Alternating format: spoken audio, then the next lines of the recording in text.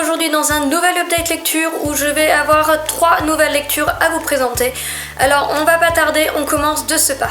La première lecture dont je voudrais vous parler, il s'agit d'un thriller dont l'ambiance a été pour le moins très bien rendue. Je souhaite donc vous parler de Phobie par Sarah Cohen Scully et paru aux éditions Gulfstream dans la collection Électrogène. Dans ce livre, nous rencontrons la jeune Anna qui a environ 16 ans et qui depuis qu'elle est toute petite fait un cauchemar qui est récurrent. Elle en fait rêve du croque-mitaine. Et comme son papa a disparu lorsqu'elle avait 5 ans, dans sa tête de petite fille, elle a monté tout un scénario comme quoi le croque-mitaine avait dévoré son père. Elle a beau avoir eu pas mal de psychologues qui se sont occupés d'elle et aujourd'hui être assez âgée pour savoir que tout cela n'est pas vrai, ces horreurs restent et au fond d'elle-même, elle a toujours un peu peur, en tout cas elle en fait toujours des cauchemars.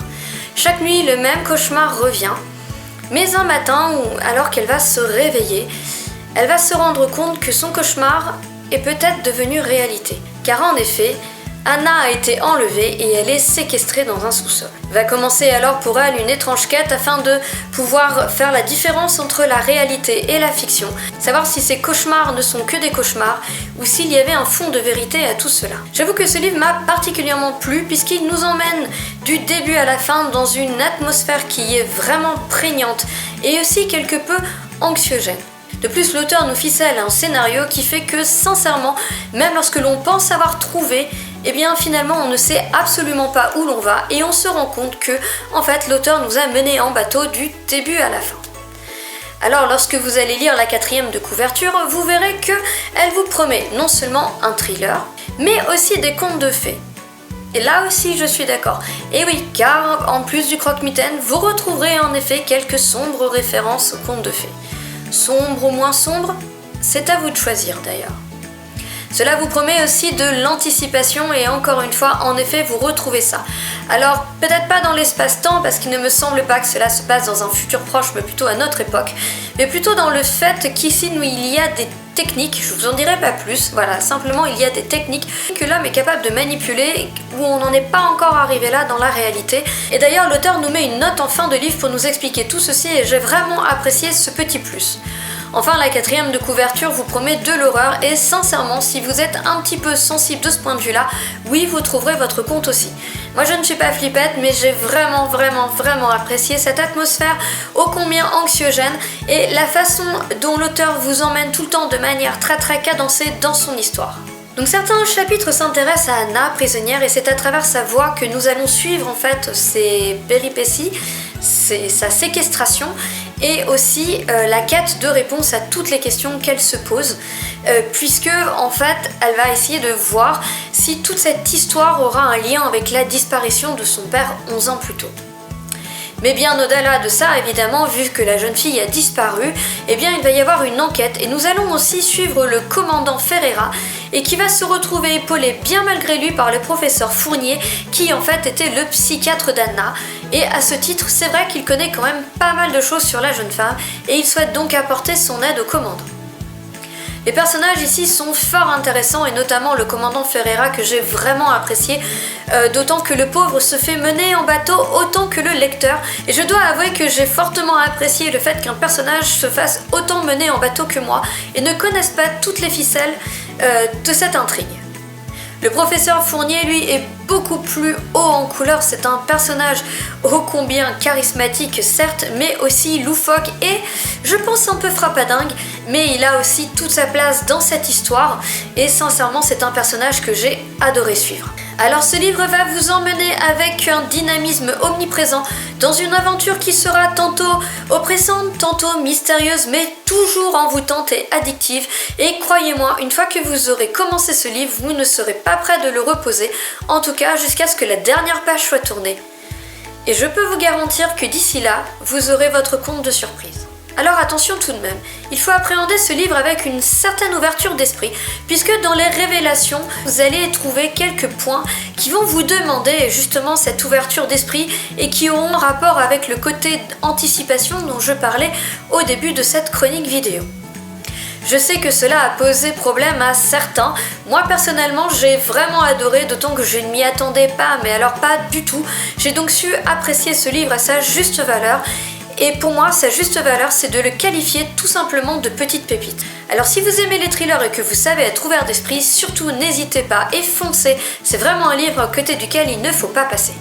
Le deuxième roman dont je vais vous parler, c'est une histoire de fantôme qui ne fait pas peur. Je voudrais donc vous parler de Spiridon, le tome 1, écrit par Camille Van Rosenschild, je crois, désolé si je massacre son nom, et paru aux éditions Don Quichotte. Ce livre n'est certes pas très connu, donc je vais vous donner 2-3 mots afin de le résumer.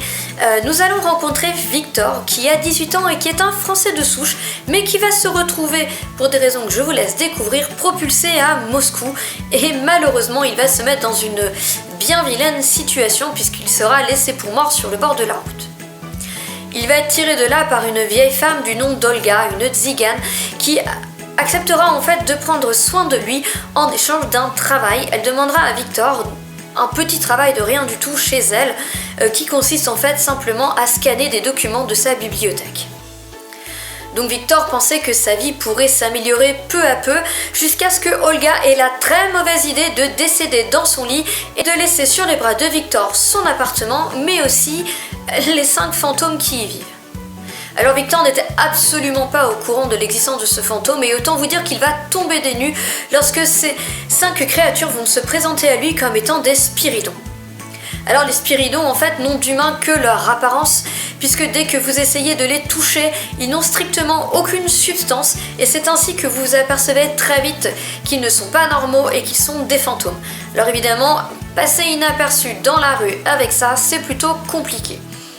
D'autant que ces chers spiridons sont affublés d'autres dards que je vous laisse découvrir. Puisqu'en fait ici, toute l'histoire va tourner autour d'eux, de ce qu'ils sont, de leurs particularités, de pourquoi ils sont là, bref, tout tourne vraiment autour d'eux. Et je ne souhaite vraiment pas vous dévoiler la moindre petite chose sur eux, puisque c'est vraiment super sympa à suivre. Simplement sachez que l'auteur a vraiment mis les bouchées doubles pour vous offrir quelque chose de très original, d'exploiter et de fouiller, et sincèrement j'en ai eu pour mon compte. Alors voilà, déjà cette histoire de Spiridon, c'est la première chose qui faisait l'originalité de ce livre, puisque en effet le point fort de ce roman c'est son originalité. Le deuxième point que j'ai beaucoup apprécié ici, c'est justement le lieu dans lequel vous êtes emmenés, puisque nous commençons à Moscou et que nous allons finir en Ukraine sur les terres tziganes. Et croyez-moi, l'auteur va vous faire prendre des chemins que vous n'avez vraiment pas l'habitude de voir. Et vous allez d'ailleurs finir ce roman dans un camp tzigane en plein cœur de l'hiver, paumé au milieu de rien et de l'Ukraine, et sincèrement j'ai adoré, tout simplement ça fait vraiment du bien, en tout cas en tant que européenne, en tant que française, de pouvoir sortir un petit peu soit de l'Europe, soit de l'Angleterre, soit de l'Amérique et d'aller vraiment dans des contrées qu'on n'a pas l'habitude de voir. J'ai trouvé cela d'autant plus intéressant que l'auteur ayant vécu en Russie, elle nous donne des points de la vie de tous les jours, elle nous donne des expressions russes que l'on sent vraiment réelles, que l'on sent tirées de sa propre expérience. Je ne parle pas des spiridons, bien sûr, encore que, qui sait. Alors certes, cette histoire n'est pas d'un dynamisme absolu avec de l'action qui rebondit dans tous les sens. Non, c'est pas vraiment ça. C'est une histoire que l'on suit vraiment pour l'atmosphère qu'elle dégage, pour ses personnages ô combien loufoques mais hauts en couleur, et pour toute cette espèce de quête, toutes les aventures, ou mésaventures devrais-je dire, que vont vivre Victor et ses spiridons. Alors attention, je n'ai pas dit que parce qu'il n'y avait pas d'action pure et brute, vous allez vous ennuyer. Pas du tout, puisque vous n'aurez pas le temps, une seule seconde, de vous ennuyer. C'est un livre où il se passe toujours quelque chose et sincèrement, c'est un grand bonheur de ne pas avoir de longueur, d'avoir cette ambiance qui est là, omniprésente, et surtout d'avoir ces personnages qui sont tellement envoûtants, il n'y a pas d'autre mot. Donc Spiridon est un livre qui traite de fantômes, mais n'ayez vraiment pas peur, n'importe qui peut le lire, parce que nos 5 spécimens ne sont vraiment, mais alors vraiment pas effrayants. Ils sont totalement loufoques, frappadingues, et en plus comme ils sont nés à des époques différentes, qui viennent de milieux sociaux différents, je peux vous dire qu'ils ont des interactions entre eux qui valent sincèrement le détour et qui sont vraiment très drôles. Car oui, en plus, l'auteur a su matiner toute son histoire d'une belle touche d'humour qui est la petite cerise sur le gâteau et qui fait que Spiridon est vraiment un livre accrocheur. Alors il n'est pas addictif dans le sens où vous ne voulez pas fébrilement tourner les pages pour savoir la suite parce que vos héros sont en grand danger. Mais oui, il sait charmer son lectorat par son atmosphère, ses personnages et son ambiance qui, sincèrement, vaut le détour. Alors voilà, je peux rien vous dire d'autre. Si je ne vous ai pas convaincu de lire Spyridon, eh bien c'est que vous n'êtes vraiment pas fait pour ce genre de livre. Donc pour finir, la troisième lecture que je tiens à vous présenter, il s'agit du tome 2 de La Fournaise par Alexander Gordon Smith et paru aux éditions Pocket Jeunesse. Alors j'ai lu le tome 1 il n'y a pas longtemps, je l'avais complètement adoré et sincèrement ce tome 2 ne fait pas exception. Je ne vais pas pouvoir rentrer dans les détails parce que si vous n'avez pas lu le tome 1 ce serait vraiment dommage de vous spoiler, mais sachez simplement qu'il s'agit du tome 1 ou du tome 2. Ce sont des livres qui se dévorent, qui sont totalement addictifs et que j'ai lu vraiment en très peu de temps, genre une petite après-midi, quelque chose comme ça. Alors certes, ils ne sont pas très longs, mais je peux vous garantir que l'intrigue et la plume de l'auteur y sont sincèrement pour quelque chose. Pour vous donner 2-3 mots du premier tome, pour ne pas aller trop loin, vous allez en fait entendre parler de Alex, qui est un ado qui a 16 ou 17 ans, je ne sais plus, et qui commet de menus larcins tels que le vol ou autres petites conneries chez les uns et chez les autres. Donc ce n'est pas un ange, mais il va quand même être enfermé à tort à la fournaise pour un crime qu'il n'a pas commis. Je vous laisse découvrir le pourquoi du comment plus en détail, mais une chose est sûre, c'est que Victor va se retrouver enfermé dans une prison qui est bien plus que ça, puisque la fournaise c'est tout simplement l'enfer. Situé à des kilomètres sous la terre, les cellules sont étroites, les gardiens ne sont plus vraiment humains, et il se passe des choses, ma foi, fort flippantes et fort étranges. Tout dans l'ambiance est fait pour vous rendre cela anxiogène. Vos personnages n'ont jamais une minute de calme, une minute de silence, une minute de réconfort ou de répit. Il leur arrive toujours quelque chose de plus flippant qu'avant. Et quoi qu'ils fassent, eh bien, ils ne seront pas tous voués à s'en sortir. Et croyez-moi, vu que ce sont des personnages qui sont drôlement attachants, eh ben, des fois, ça fait vraiment mal au cœur. Et ce deuxième tome, sincèrement, ne m'a pas déçu. Je ne sais pas s'il ne va pas encore un petit peu plus loin dans le flippantesque. C'est un nouveau mot que je viens d'inventer, parce que je peux pas dire que c'est de l'horreur, ça reste Pocket Jeunesse, et puis j'ai du mal à qualifier un livre d'horreur. Mais quand même, l'ambiance est très bien rendue, l'atmosphère est très bien rendue, et vous pouvez pas vous empêcher de frissonner pour tous ces personnages que vous suivez vraiment avec intérêt. Je vous ai parlé du tome 1 de La Fournaise dans mon bilan lecture 2016, donc je vous mets le lien de cette vidéo en barre d'infos ou ici si vous voulez cliquez dessus pour le voir, où vous entendrez un petit peu plus en détail parler de La Fournaise, puisqu'ici vu que c'est un tome 2 il m'est difficile de vous en révéler un peu plus.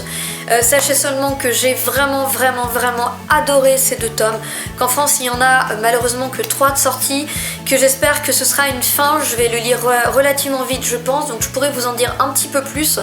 Et si jamais la fin reste sur un cliffhanger, comme ça a été le cas pour le tome 1 et comme c'est encore le cas pour le tome 2, eh ben je pense quand même que je me lancerai dans la VO histoire d'en savoir un peu plus, puisqu'en anglais il y a 5 tomes de sortie je crois. Voilà, simplement La Fournaise il est très difficile à qualifier parce que c'est pas vraiment un thriller.